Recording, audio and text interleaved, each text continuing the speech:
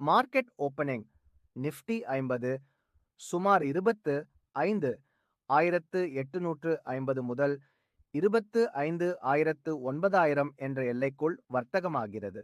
காலையில் 25,760 வரை சரிந்த நிஃப்டி நிலையை நெருங்கி வருகிறது.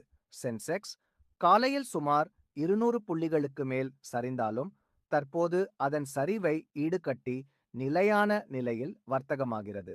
முக்கிய மாற்றம் இன்று சந்தை ஆரம்பத்தில் சரிந்ததற்கு அமெரிக்காவின் டெக் மற்றும் பங்குகளின் வீழ்ச்சியே முக்கிய காரணமாகும்.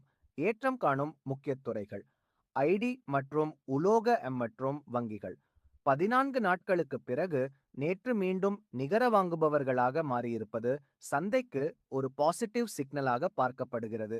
முதலீடு மற்றும் பங்குச்சந்தை சார்ந்த நம்பகமான ஆலோசனைகளுக்கு உடனடியாக எங்களை தொடர்பு கொள்ளுங்கள். நன்றி.